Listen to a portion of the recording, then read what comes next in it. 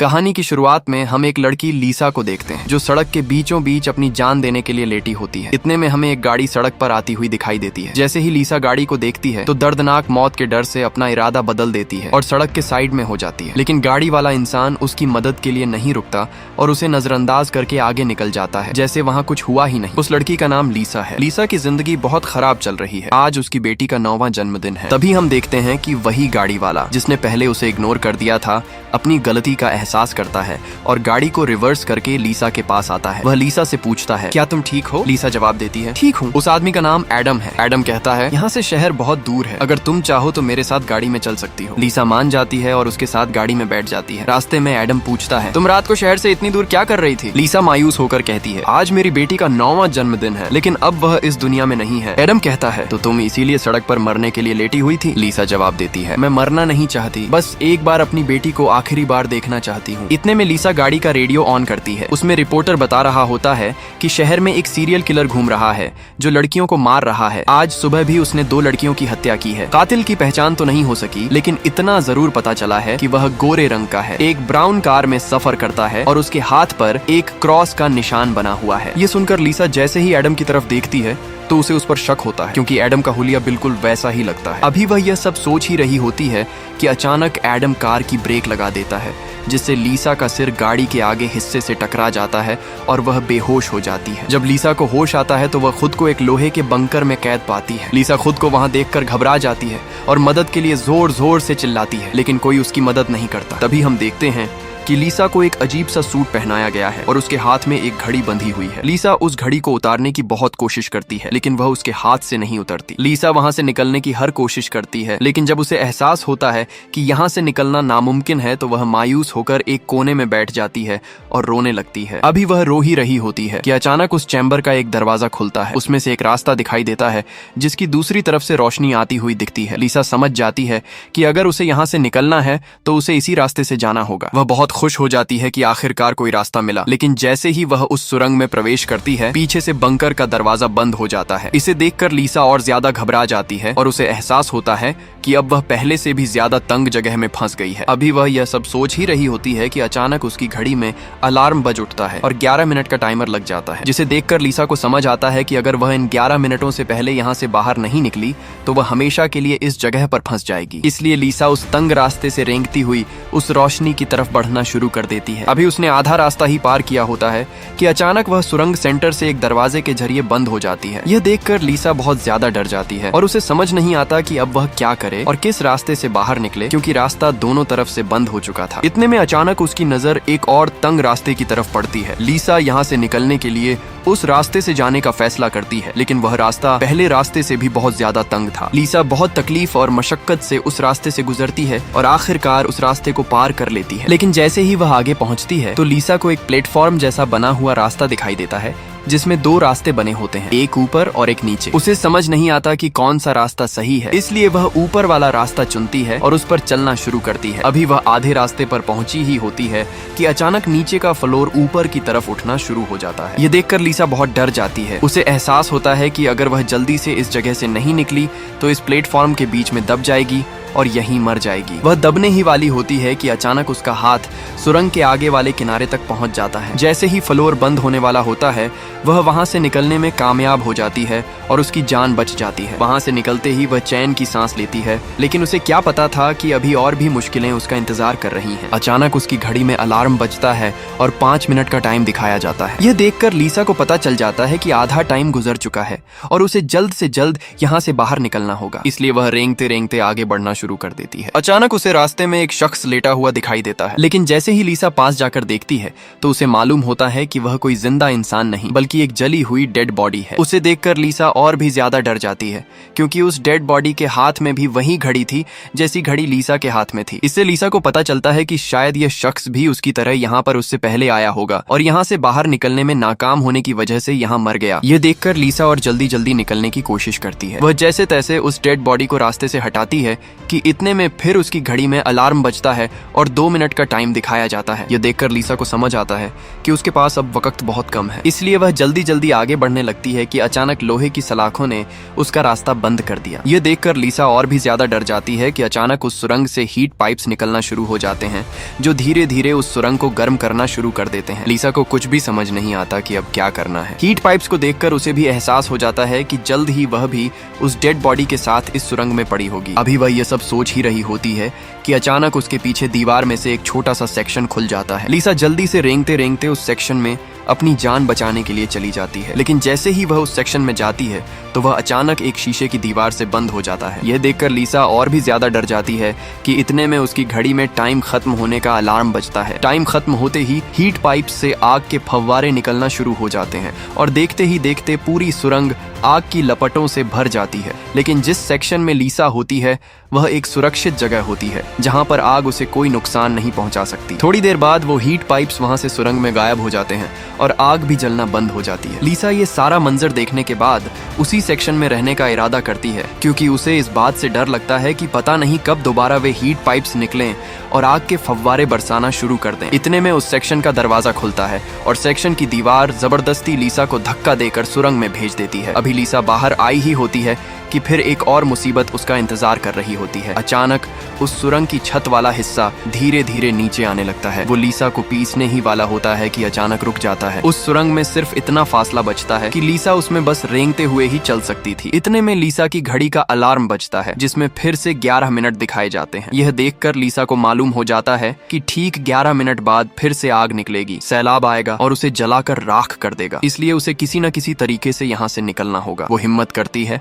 और रेंगते रेंगते आगे बढ़ने लगती है। रास्ता इतना तंग था कि लीसा को सांस लेने में भी मुश्किल हो रही थी। थोड़ी देर बाद वो सुरंग के आखिरी हिस्से में पहुंच जाती है जहां पर आगे पानी होता है। लीसा बहुत थक चुकी थी और प्यास से उसका बुरा हाल हो चुका था, इसलिए वो लेटे लेटे ही पानी पीती है और अपनी प्यास बुझाती है। उसके बाद वो चैन की सांस लेती है। जब वो दोबारा टाइमर देखती है तो अब सिर्फ 8 मिनट का टाइम बचा था। लीसा जानती थी कि उसे जल्द से जल्द यहाँ से निकलना होगा। वो एक लंबी सांस लेती है और पानी में कूद जाती है, क्योंकि उसके अलावा वहाँ कोई रास्ता नहीं था। नीचे उतरते ही लीसा देखती है कि पानी का टैंक काफी बड़ा है और आगे कोई रास्ता भी दिखाई नहीं दे रहा था कि इतने में अचानक जिस रास्ते से वो इस टैंक में आई थी वो रास्ता भी बंद हो गया। लीसा की सांसें लगभग खत्म होने ही वाली थीं कि अचानक एक दरवाजा खुलता है और लीसा उस दरवाजे से दोबारा सुरंग तक पहुंच जाती है। वहां पहुंचकर लीसा लंबी लंबी सांसें लेती है और आगे के रास्ते की तरफ चल पड़ती है। लेकिन इतने सब्र के बाद लीसा बहुत थक चुकी थी, इसलिए अब वो और ज्यादा चल नहीं सकती थी। थकान की वजह से लीसा वहीं पर बेहोश हो जाती है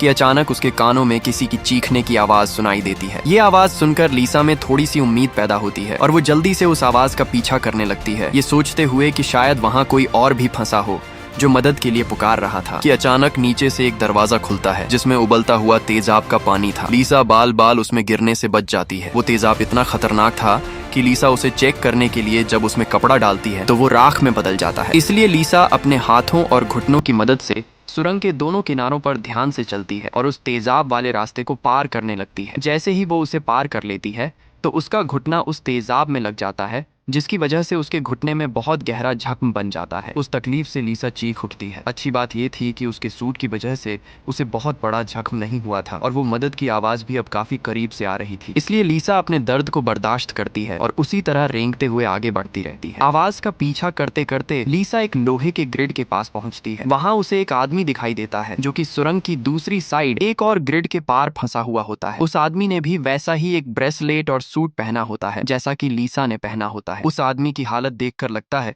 कि शायद वह काफी देर से यहाँ पर फंसा हुआ है। लीसा वहां पहुंचती है और उससे कहती है कि हमें दोनों को यहाँ से मिलकर बाहर निकलना होगा। लेकिन उस आदमी की दिमागी हालत यहाँ पर काफी देर से रहने की वजह से बिगड़ चुकी थी। कभी वह लीसा को गालियां देने लगता, कभी सॉरी कह देता या फिर अचानक हंसने लगता। फिर वह पागल आदमी कहता है कि वे लोग जल्द ही यहाँ पर आएंगे और हम दोनों को खत्म कर देंगे और जोर जोर से हंसने लगता है। इतने में लीसा के हाथ में 1 मिनट का टाइमर शो होता है और हीटिंग पाइप्स फिर से बाहर निकल आते हैं। लेकिन इस बार बचने के लिए जो सेक्शन खुलता है वह दोनों के बीच में होता है, जिसमें सिर्फ एक आदमी के छिपने की जगह होती है। ये देखकर साफ समझ आता है कि या तो वह पागल आदमी बचेगा या लीसा बचेगी। इतने में सामने वाला ग्रिड खुल जाता है और दोनों तेजी से उस सेक्शन की तरफ दौड़ते हैं। लेकिन एक ही समय पर वहां पहुंचने की वजह से दोनों में लड़ाई शुरू हो जाती है। कभी लीसा उस आदमी को बाहर धकेल देती तो कभी वह आदमी लीसा को बाहर धकेल देता। जैसे ही टाइम खत्म होने वाला था, लीसा ने उस आदमी को जोर से लात मारकर सेक्शन से दूर कर दिया। सेक्शन का दरवाजा बंद हो जाता है और उस आदमी का हाथ कट जाता है। वह दर्द से चिल्ला उठता है। तभी लीसा उसका हाथ देखती है तो उस पर वही क्रॉस का निशान बना होता है। यह देखकर लीसा को याद आता है कि यह तो उसी सीरियल किलर एडम का हाथ है और उसकी कंफ्यूजन भी दूर हो जाती है कि पहले वह ये सोच रही थी कि शायद उसे यहाँ पर एडम ने कैद किया है, लेकिन अब देखकर समझ आ जाता है कि एडम तो खुद यहाँ मौत के मुंह में फंसा हुआ है। इतने में टाइम खत्म हो जाता है और हीटिंग पाइप से आग निकलने लगती है जो लीसा के सामने ही कुछ सेकंड में एडम को राख में बदल देती है। ये देखकर लीसा बुरी तरह डर जाती है और इस भयानक मंजर को देखने के बाद वहीं बेहोश हो जाती है। कुछ देर बाद जब लीसा को होश आता है तो सेक्शन के ऊपर से एक सुराख से एक स्कल जैसा क्रीचर निकलता है जो बहुत ही डरावना होता है, लेकिन वह लीसा को कोई नुकसान नहीं पहुंचाता बल्कि उसके जख्मों को ठीक कर देता है। जब लीसा उससे पूछती है कि तुम मुझे यहाँ क्यों लाए हो, तो वह स्कल अपने मुंह से एक ट्यूब निकालता है और उसे लीसा के सूट से कनेक्ट कर देता है। तभी लीसा को फ्लैशबैक दिखाया जाता है। जब लीसा को पता चलता है कि एडम ही असली सीरियल किलर है तो दोनों में लड़ाई होती है। उस दौरान एडम उसे पेट में खंजर मारकर कार से नीचे फेंक देता है। वह वहाँ तड़प रही होती है कि अचानक आसमान से एक रोशनी उसकी तरफ बढ़ती है। इसके बाद लीसा वापस प्रेजेंट में आ जाती है। अब लीसा को एक बात तो समझ आ जाती है कि इन एलियन जैसे क्रीचर्स ने उसे एडम से बचाया है, लेकिन यह बात उसकी समझ में नहीं आती कि वे उसे यहाँ क्यों लाए हैं। वह यह पूछने ही वाली होती है कि वह क्रीचर वहाँ से निकल जाता है। लीसा को यह भी पता चल जाता है कि जो भी है वह उसे मारना नहीं चाहता, बल्कि यह चाहता है कि वह इस गेम को पार करे और यहाँ से बचकर निकल जाए। इतने में चैम्बर फिर से बंद हो जाता है और लीसा उस सेक्शन से बाहर आ जाती है। लीसा के साथ वहीं पर एडम का हाथ भी पड़ा होता है। जब वह उसे उठाती है तो उसके हाथ पर टाइमर के नीचे कुछ सिंबल्स बने होते हैं जिन्हें देखकर लीसा समझने की कोशिश कर रही होती है कि अचानक एक तेज ब्लेड वाला घूमता हुआ पंखा उसकी तरफ आता हुआ दिखाई देता है। इसे देखकर लीसा को मालूम हो जाता है कि अगर वह यहाँ से नहीं निकली तो कुछ ही पलों में वह पंखा उसे छोटे छोटे टुकड़ों में काट देगा। ये देखकर वह जल्दी से रेंगते हुए पीछे की तरफ बढ़ने लगती है और किसी तरह से उस पंखे से अपनी जान बचा लेती है और आगे बढ़ने लगती है। अचानक उसे सुरंग के ऊपर से किसी के चलने की आवाज सुनाई देती है और वह आवाज एक जगह जाकर रुक जाती है। वहां से एक दरवाजा खुलता है जिसमें से एक राक्षस नीचे उतरता है जो पूरा आग से जला हुआ होता है। उसकी आंखें किसी पत्थर की तरह चमक रही होती हैं। जलने की वजह से वह राक्षस देख नहीं सकता था। लीसा जब उसके हाथ की तरफ देखती है तो उसे मालूम होता है कि यह कोई राक्षस नहीं बल्कि एडम है जो जलने के बाद एक राक्षस में बदल चुका है और अब वह लीसा को मारना चाहता है। लीसा को मालूम हो जाता है कि अगर वह कोई भी आवाज करेगी तो उसकी मौत पक्की है, इसलिए वह बिना आवाज के आगे बढ़ने लगती है कि गलती से उसकी घड़ी लोहे की सुरंग से टकरा जाती है। उसकी आवाज सुनकर एडम उसका पीछा करना शुरू कर देता है। लीसा उससे बचते बचाते एक तंग रास्ते पर पहुंचती है जहां से वह बचकर आगे निकल जाती है, लेकिन एडम जो देख नहीं सकता था वहीं पर फंसा रह जाता है। इसके बाद लीसा चैन का सांस लेती है कि आखिर उसकी एडम से जान छूट गई। इतने में लीसा टाइम देखती है तो 5 मिनट का टाइमर दिखता है। ये देखकर लीसा जल्दी जल्दी वहां से निकलने लगती है, लेकिन वह एक ऐसी जगह पहुंचती है जहां उसे 2 रास्ते दिखाई देते हैं। लीसा को यह देखकर कुछ समझ नहीं आता कि किस रास्ते से वह यहां से बाहर निकल पाएगी। आखिर काफी देर सोचने के बाद उसे कुछ समझ नहीं आता तो वह अंदाजे से लेफ्ट वाली सुरंग में घुस जाती है। वहां पर वह एक ऐसे कमरे में पहुंचती है जो पूरा शीशे की दीवारों से बना हुआ होता है। लीसा को उन कांच की दीवारों में उसके पैदा होने से लेकर अपनी बेटी को जन्म देने तक की सारी यादें दिखाई जाती हैं और इसमें उसे यह भी दिखता है कि कैसे उसकी लापरवाही की वजह से उसकी बेटी की मौत हो जाती है। इसे देखकर वह अपनी बेटी को याद कर बहुत रोती है। अचानक वह देखती है कि एडम अभी भी सुरंग के ऊपर से उसका पीछा कर रहा है। वह जल्दी से एक दूसरी सुरंग से होकर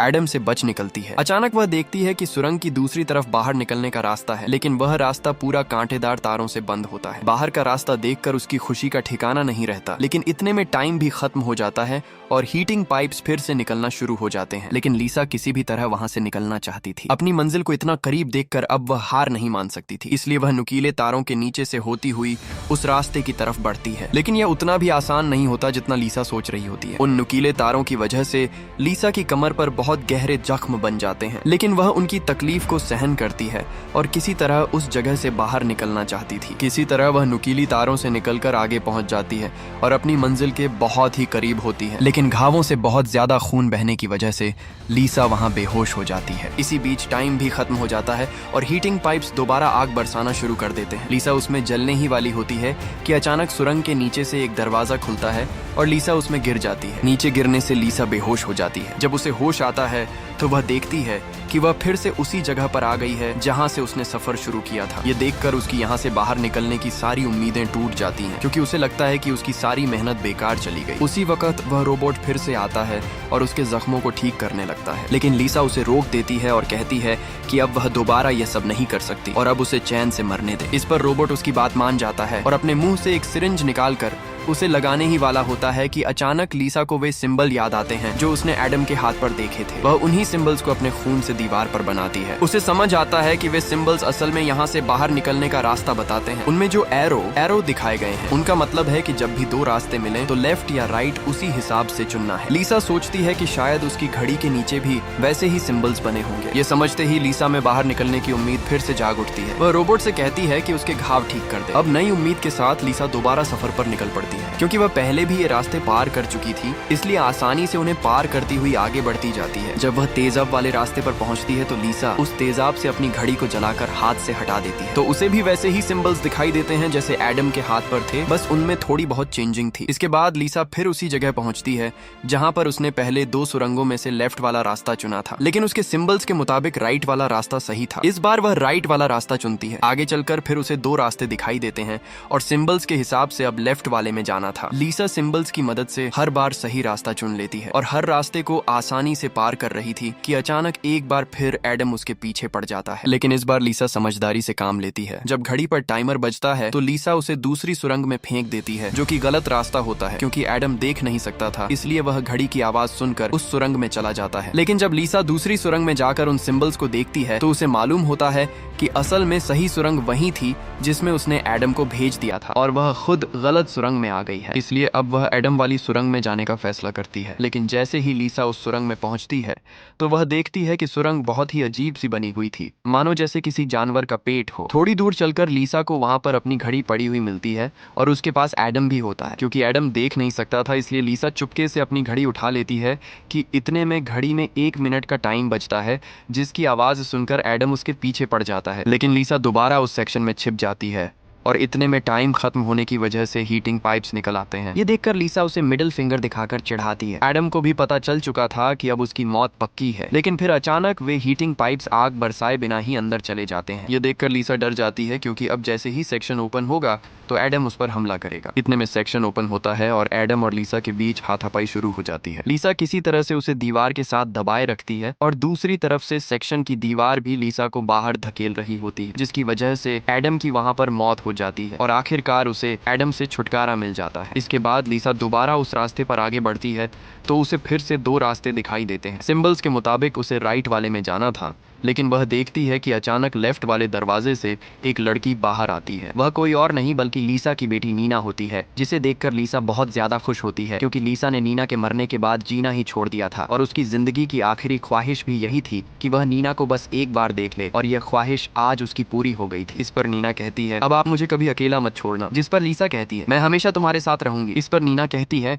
तो फिर मेरे साथ तुम लेफ्ट वाले टनल में चलो। लेकिन लीसा मना कर देती है और कहती है, मेरी मंजिल इस रास्ते से नहीं है। लीसा जानती थी कि उसकी बेटी मर चुकी है और अब वह दोबारा कभी भी लौट कर नहीं आएगी, इसलिए वह नीना को वहां छोड़कर राइट वाले टनल में आगे बढ़ती है। उसे इस बात का बहुत दुख होता है कि वह अपनी बेटी को वहां पर छोड़ आई है, लेकिन उसे यहाँ से भी बाहर निकलना था, इसलिए वह आगे बढ़ती रहती है। जैसे ही वह दूसरी सुरंग में आगे बढ़ती है तो उसे उसके आगे खुला आसमान दिखाई देता है। तो वह जल्दी जल्दी से आगे बढ़ती है कि अचानक उसके रास्ते में 3 लोहे की प्लेट्स जो कि बड़ी तेजी से ऊपर नीचे हो रही थीं दिखाई देती हैं। उन्हें पार करने का मतलब था कि खुद के टुकड़े करवा लेना। लीसा भी वहां पर रुक जाती है और उन ब्लेड्स का टाइम नोट करती है कि कितने टाइम के बाद ये ब्लेड नीचे आते हैं। पहले ब्लेड का वह देखती है कि हर 4 सेकंड में वह ब्लेड नीचे आता है, इसलिए जैसे ही पहला ब्लेड ऊपर जाता है तो लीसा फौरन आगे बढ़ जाती है। उसके बाद दूसरा ब्लेड आता है जो कि उससे भी थोड़ा तेज ऊपर नीचे हो रहा था। जैसे ही लीसा उसका टाइम नोट करती है तो पता चलता है कि यह वाला ब्लेड हर 3 सेकंड में ऊपर नीचे हो रहा है। लीसा फिर से टाइम नोट करती है और इस ब्लेड से भी बचकर आगे निकल जाती है, लेकिन आखिरी वाला ब्लेड